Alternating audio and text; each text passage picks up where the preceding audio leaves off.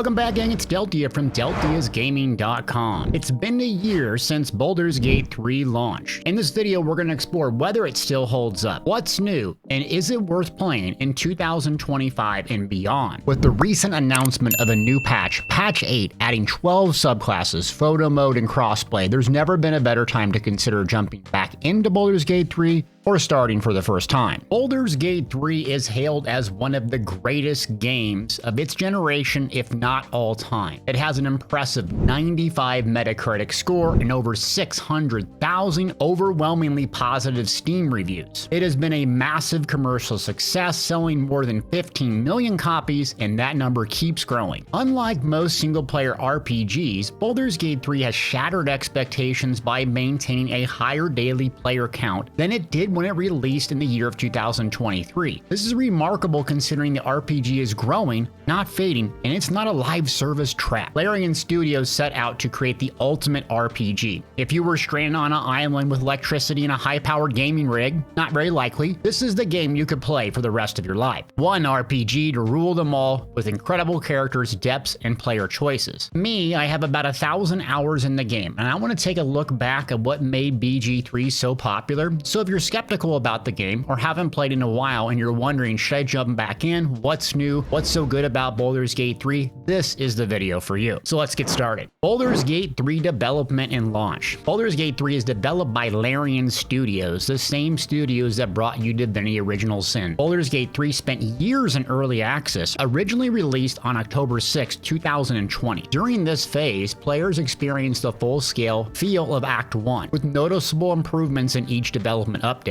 I remember initially playing early access because I loved Divinity Original Sin 2, but the Dungeons & Dragons 5th edition rule set was so cumbersome in a video game, it felt awful. The resting mechanic felt broken, each fight seemed like it took for an hour, and the game flow did not match the intended pace of combat. However, Larian Studios did the unthinkable. They actually listened to their gamers and made changes that were directly asked for by their community. What a novel concept in gaming. So I returned to BG3 after years of early access. Once I knew the game was going to launch fully in about August of 2024, I came back a couple months early in June because I wanted to start making guides. And I really didn't understand the D&D 5e rule set. I played Dungeons & Dragons tabletop a couple times back in high school, but it wasn't really my thing. And the game was much more fast-paced, and a lot of the annoying things like long rest were condensed or simplified to make the game flow a lot faster versus the staggering slow snail's pace of D&D. You also had better graphics, more story, and this was just in Act 1. Me personally, I spent hundreds of hours in Act 1 and felt like this was worth a $60 game price because of the value and just sheer amount of things you could do. And I was shocked to think, man, there's about 2 more acts in this game. But it kept getting better and better over time. And by listening to feedback from the community, Larian made early access a resounding success. And what really sets the game apart from other RPGs was player choice, dialogue, and replayability. Simply put, no other RPG, not Mass Effect, Dragon Age, or the BioWare claims to fame, had the sheer volume of branching dialogue choices and options. And that's really what wins fans over with Baldur's Gate 3. So speaking of Baldur's Gate 3 and the D&D rule set, it's very complex, and this is a big turnoff for most players that jump in the game. The way you equip armor is kind of goofy with proficiencies, you have different spells and levels, leveling up is kind of weird and unfamiliar, racial bonuses in actual Dungeons & Dragons are insanely overpowered, kind of pigeonholing you into specific choices. However, on the launch, Baldur's Gate 3 made that change, so every race gets a +1 and a +2 bonus to ability score. Ability score, which are usually called attributes, is another thing that's kind of foreign and different. Simply put, it's very complex, and a lot of the things are named something different from other RPGs, and they have a lot of dice rolls and mechanics that go on in the background, and sometimes you really don't have a good concept of what's going on until you actually learn the mechanics of the game in Dungeons & Dragons. The key point here is that the developer strayed enough from the D&D 5e rule set that the game felt fun and a faster pace than originally when it was hardcore tied into those mechanics. And the story is set in Faerun, so you follow a party of adventurers infected with parasite tadpoles. So this tadpole grants you basically strange powers, and it threatens to basically turn you into this monster that you encounter in the prologue. And you're kind of set out on a quest to figure out what to do with this tadpole and how to survive. And the game from there transforms into meaningful choices, both in story and gameplay. So every little detail thing that you do NPC encounter has branching narratives. Your decision shapes the world and your relationships. And unlike other games, you see these impactful choices right away and at the end of the game. So that's what makes people keep coming back, is one little choice among thousands can have a dramatic impact on your gameplay in combat and dialogue, and overall giving every single time you play the game something new. And it's that randomness, those slight variations at the same moment that give BG3 the depth that no other modern RPG has. And the game's strength really is its writing. It has a complex narrative, intrigue, betrayal, and deeply personal moments. Now, I have one criticism of the story, and you can blast me in the comments, but I really didn't like that you don't really know who the main bad guy is until much later in the game. So Act 1, you spend kind of just chasing this tadpole and not really developing a sense for who the main bad guy is. I'm a meathead. I like stories that are very simple. Darth Vader, bad. You find that out right away in the original Star Wars trilogy, and you know who kind of is the main bad guy. Spoiler alert, it's Emperor Palpatine. But it sets the tone immediately, and I wish Baldur's Gate 3 would give you a little bit more of what at the end is the main bad guy, but you start to unravel this mystery, and most players will like that, setting up a climactic ending that is one for the ages. Another thing about the writing strength is each companion has their own distinct personality and worldview, and the companion writing are really fantastic. So what I like about the companions is that you actually need to invest in them to kind of get the most out of who they are, what their interests are, and their motivations. It's not something that is forced on you to do typically. So you recruit them very early, most of them, some in Act 2, and then you can invest by going and talking to them at the camps. Sometimes you're prompted, but sometimes you're not. And those investments in the dialogue can open up even quests, which contain powerful gear sets if you're into that, or just understanding who they are and what their motivations are and trying to influence them and romance them. Speaking of romance, everyone loves their in-game romance apparently, and ironically my favorite is Lysel. So something interesting about romance and how they took it in Baldur's Gate 3 is it's not something like Mass Effect, one of my favorite gaming series of all time, which is you invest in this story and this companion and this lover, and then all right, it's the final mission time, now it's time to cozy up, if you will. No, it can happen in Act 1, it can happen pretty early if you're into Lysel. So you have to invest in these characters is what I'm trying to get at, and it feels more organic and natural based on their personalities when things unfold, not versus some mechanical, oh, it's the end of the game, now it's time to hook up. And that's what makes it feel more alive and realistic versus your typical Mass Effect Dragon Age story. All right, it's about to end the world, let's get together. And BG3's replay value is basically the core of the RPG mechanic. It's like reading basically a 2,000-page book where you can control the choices, branching narratives, and dramatic conclusions when you immediately start a new game because you're like, I've got to see how this changes things. And sure, you can spam YouTube videos to kind of see what the different dialogue choices, but you actually want to live through those cutscenes and control the character. This gives you a deep sense of agency that keeps you coming back, starting new campaigns right after you finish one. Now, when I usually play, I'm always the good guy, typical paladin, meathead, you know, I'm going to save the princess. Not very interesting playthrough. However, Baldur's Gate 3 offers the Dark Urge origin, and patch 7, which I'll cover a little bit later, really expanded this story. I never play dark characters because I always make the good guy choice, but this is one that's worth playing. The game unfolded dramatically different. I think I had beat the game 5 times up until then, and so I played Dark Urge all over again just to see what it was like through the different acts, and there was a ton of different cutscenes, dialogue, and I played as a Githyanki ranger, so I got extra dialogue for being a Githyanki as well, and it felt like a complete brand new game. Yeah, I knew where the items were, yeah, I knew where the battles and the NPCs were, but those unique cutscenes and the ending was absolutely mega awesome. And that's what happens. You end up beating the game and you immediately like, man, I'm gonna start a new campaign with this race, this character, I'm gonna go with this choice and do this, and it feels new and fresh if you love RPGs. Next up, I want to talk about the combat system. So this is going to be, you love it or hate it. I come from Final Fantasy Tactics. In fact, that's how I get my name Deltia. Delita was one of the main characters in Final Fantasy Tactics back in, I think, 1998. I'm dyslexic dyslexic, so I misspelled the name, and no one ever took that name, so I just kept it. Dyslexia for the win. So I'm used to these tactical-based, turn-based, kind of slower combat games and really like them because it's more like chess than it is like checkers. You're really taking your time, setting up combat before you even engage, and then making a bunch of different plays that have some randomness based on the dice roll. So it's going to be a love-hate relationship for you. It's turn-based, over the top, and does feel a bit slower than fast-paced action games. But it's the complexity and build theory crafting where the game shines. And the developers strayed enough away from the hardcore D&D 5e rule sets shown in early access portion of the game that it accelerates combat and makes it feel more gamey, if that's a word. So it's less slow, it's less sluggish, but it's going to be unfamiliar and foreign for a lot of people. And on honor mode difficulty, it is quite difficult. And there's obviously meta builds and OP things to do, but when you very first start, I remember just getting my butt handed to me and having to put it on easy mode difficulty. And that's what held me back from Divinity Original Sin 2 and playing on honor mode in that game. But I stuck with it, got better, learned the rules, and over a countless amount of hours, it started to make sense. So don't give up if it's not for you. Remember that Baldur's Gate 3, for people that don't play these tactical CRPGs, is going to take some time to get used to. But if you're into dialogue and you love core RPGs based on story and the replayability because things just feel and look different every single interaction, including combat, you will love this game. And speaking of that, same fight and it gives you different feelings. So going back to this replayability aspect, I want to give you a specific story. There's one fight that I just absolutely got duked on, and it's with the Gith Yankees in Act 1. These dang Gith Yankees, the Elder Dragon, Lysel just YOLOs off on her own and wants to talk to these guys, and they're 3 people down, and you're fighting with only 3 people, and these Gith Yankee, I think, are level 5 or 6, and it feels like they have 17 turns. They're just action surge, action, action, action, extra attack, and they just blast you. And so I'm sitting there loading 100 times trying to figure out what the heck to do the first few times fighting this fight. But using one spell can completely change the experience, like using a spell like Sanctuary, where the characters can't attack that character until you attack back, or Ice Arrows to stun, or Command to drop the legendary sword. Just one little change made that entire fight that took me 100 loads to figure out completely easy mode. And that's what makes the combat feel fun and different, is as you approach, maybe it's from a different elevation point, maybe it's from a different angle, maybe it's with different companions, a different build, a different spell loadout, and so on. Every time you engage in that same fight, it feels different enough. That's what keeps people coming back and playing Baldur's Gate 3 over and over and over. It's the same game, but it's different. In a different way than, say, Skyrim, where it's the exploration. This is about the dialogue choices and the randomness. And if you're like me, you probably like a challenge. So honor mode difficulty, this is taken from Divinity Original Sin 2, and something I absolutely love challenging myself with, and this kept me playing for months. It basically gives you one save and automatically ends your campaign, or ends the honor mode part of the campaign on a team wipe. So you can't reload 200 times if the fight doesn't go your way, or Alt F4 quick and come back. It's just automatically saving. And in Divinity Original Sin 2, it just delete your save. This will allow you to continue your campaign, you just won't get credit for the honor mode achievement at the end. It makes combat, if you've done the game over and over and over, so much more fun, because you have to plan, prepare, survive. Otherwise, that 100-hour campaign is just gone in a blink of the eye. And it gets your heart pumping and beating, because I remember a couple times during the campaign, on the really hard fights, I'd super prepare and blow through it really easy. And then on some of the easy ones, I'm like, I've done this 100 times. That's when 2 or 3 characters might have got wiped, and I'm down to my last person, have to use an invisibility potion, stealth out, resurrect him at the shrine, and my heart's beating 160 beats a minute. And that feeling in a video game is so fun. I don't want to lose that 50-hour Act 1 campaign where I slugged through and got every stupid potion. I sold it. No way am I giving that up. So if you're bored with the game and coming back, you gotta try honor mode. It's so fun, but it can be frustrating when you get that wipe. So Baldur's Gate 3, maybe I should touch on this a little bit earlier, but people love the character creation in the game. There's just tons of cosmetic choices. I'm not Mr. Cosmetic guy where I change my butt thickness or get my eyeliner just right. I don't really care. I just want to smash things like a meathead, right? I can barely read and write. That's why I'm on YouTube. But the game offers 11 playable races, including iconic ones like elf, tiefling, human, dwarf, and dragonborn. Some races have their own sub-races.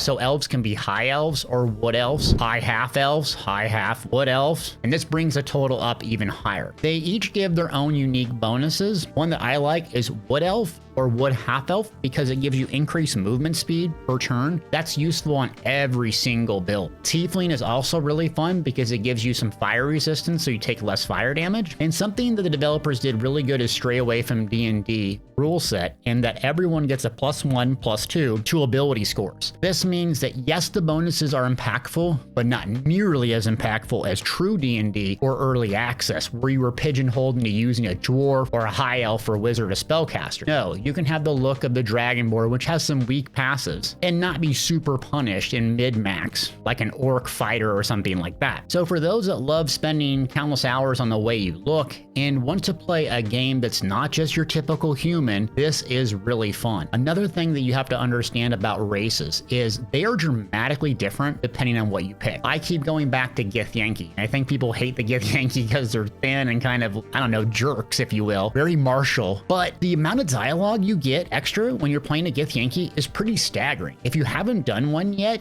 you really need to try it. Also, Tiefling is another really good one that gives you a lot of surprising dialogue as well. So don't just pick a stupid human like everyone else does and goes through and just roles plays your own character. Try divesting into something else because you'll get a lot out of it and a different aspect of the game that you never thought was possible. Next up is graphics. So CRPGs have been criticized for their dated graphics and niche appeal due to that traditional top-down perspective. So Baldur's Gate 3, you could debate the graphics on this. I really think it has beautiful graphics. When you're roaming around playing the game, the graphics are okay. Where it shines is in the camera system, allowing you to flexibly turn, kind of pivot and alter around that fully third-person isometric top-down view, but also the cutscenes. The cutscenes, the graphics, and sound are like movie quality. I don't know how many hours they have in the cutscenes, but they're incredible. It feels like it's Lord of the Rings trilogy watch party. They're long, beautiful voice acting, awesome music that really gives you that sense of awe and awesomeness. There's one at the end of Act 2. I don't probably want to spoil this for people who haven't played it, but you know what I'm talking about if you've played the game. You cannot skip it. Every single time you have to watch the full thing, music, volume at max. It's absolutely breathtaking and rivals that of any movie out there in terms of emotional range and appeal. It's so much fun to watch these cutscenes, and that's where the graphics shine. I'm sitting here spamming my print screen because I want to remember those memories and look back at some of the awesome clips and moments. While the graphics might not be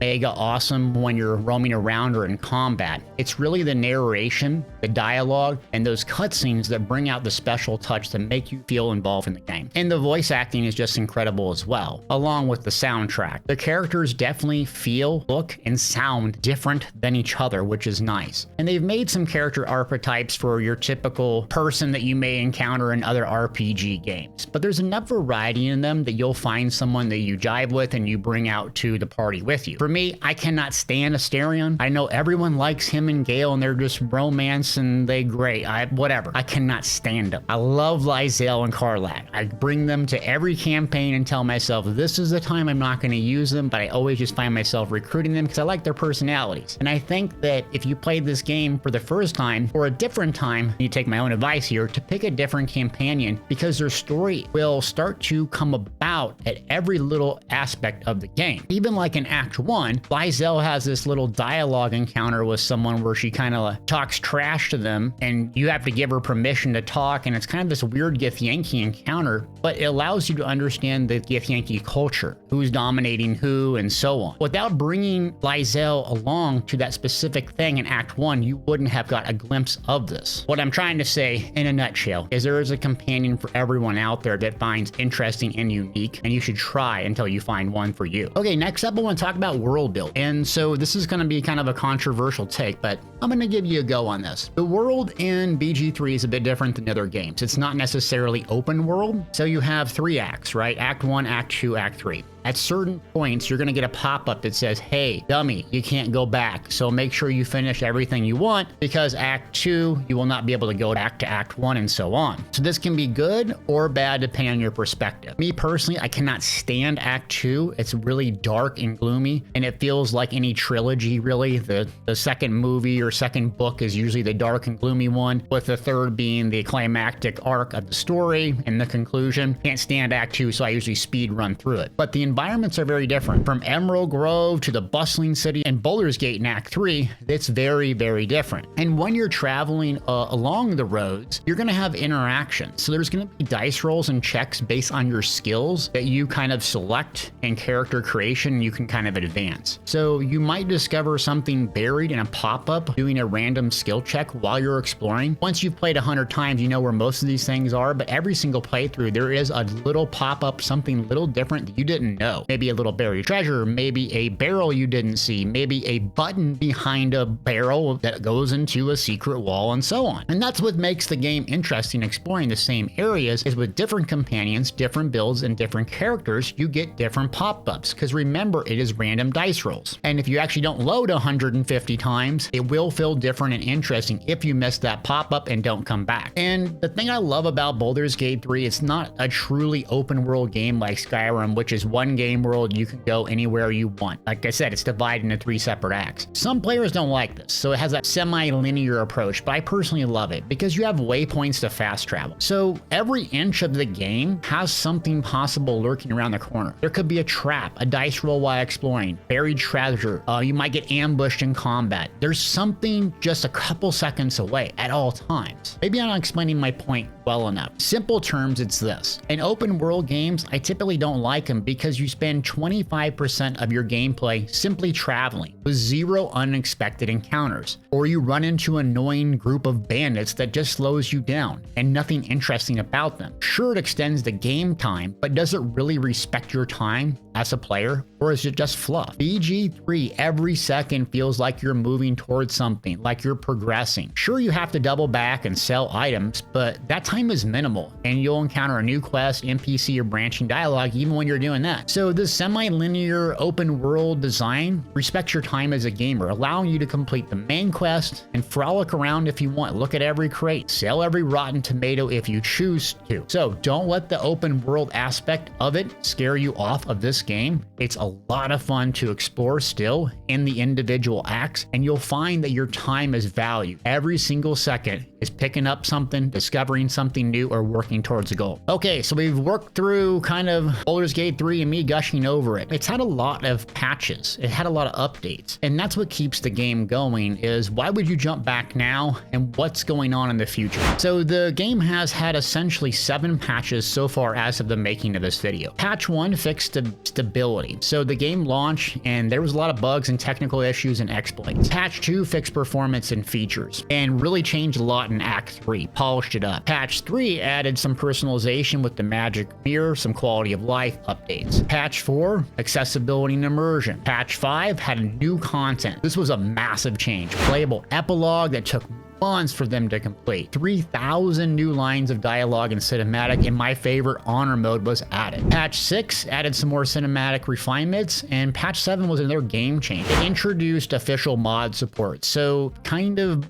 Larian Studio handing the game off to the players, allowing them to make mods and keep the game going. It also added a lot more for Dark Urge playthroughs, more cutscenes, evil, and impactful storytelling, and it was a lot. Patch 8 is incoming sometime in 2025, and with it, BG3 will gain 1 new subclass for all 12 classes. This will add a ton of replayability for anyone who's already played the game, experimenting with new subclasses, builds, and combinations. But that's not all. Patch 8 is going to add crossplay compatibility. So PC, Mac, PS5, and Xbox can join multiplayer games seamlessly with full cross-platform progression. The Larian network will facilitate crossplay lobbies and friends connection, allowing you to group up with anyone regardless of platform. It's also going to add photo mode, so everyone loves taking pictures in game of their character. You'll love this. And even more modding support expansion. So if you like mods, this will extend the lifetime of the game based on player created content. Now, what's the most shocking thing about all these patches is it was absolutely free. No, Larian Studios isn't selling you a battle pass. They're not selling you a yearly sub or $100 purchase in game for a cute dress. Nothing. You buy the game, they update it for you to continue to enjoy for free, with the aim that the modding community can keep the game alive and fresh with player driven content for years to come. This is shocking to me, and one of the biggest reasons I love Larian Studios currently. It's this effort to really give the game the community and keep it going. I think Larian Studios at this point has reached kind of where CD Projekt Red was with The Witcher 3. They could do no wrong. They were the darling of the gaming world. I'm just hopeful that they can hold on to that magic as a gaming company and studio, because as things grow, so do demands for profits, right? Well, especially in America. And as things get bigger, there's more bureaucracy, there's more targets, there's more people to manage, and you can kind of dilute the team. Now, I don't know about their studio, what they portray on X and other platforms is they seem they're tight-knit, they're very focused, and yes, they want to make money, but it might be a little bit more than just that, or at least I'm hopeful. So future content and modding is really the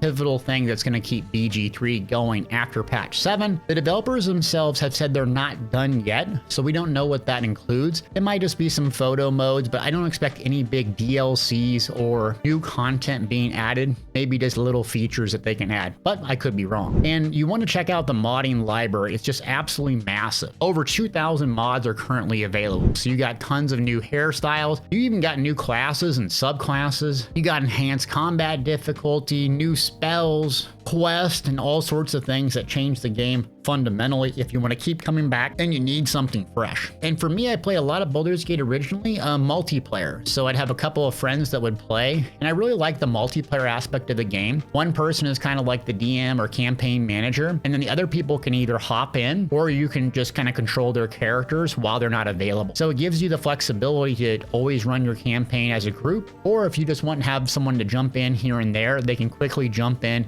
and enjoy multiplayer together and pick up their character.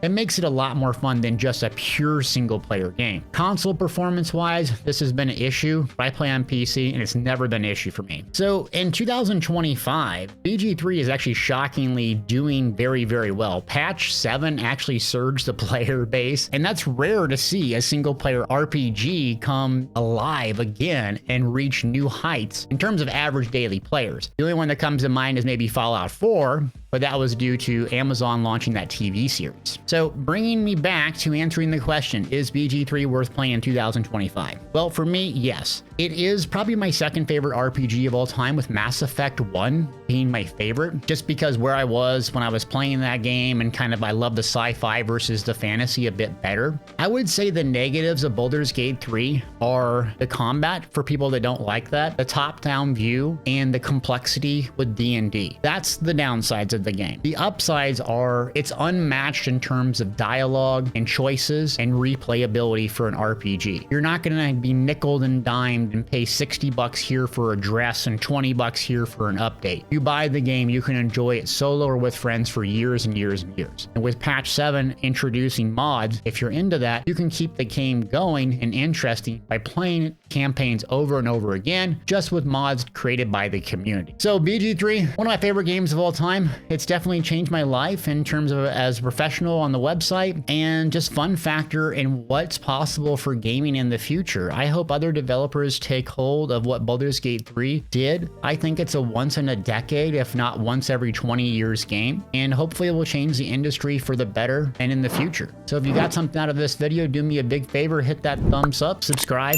leave me a comment about what you think about Baldur's Gate 3. Thanks for watching.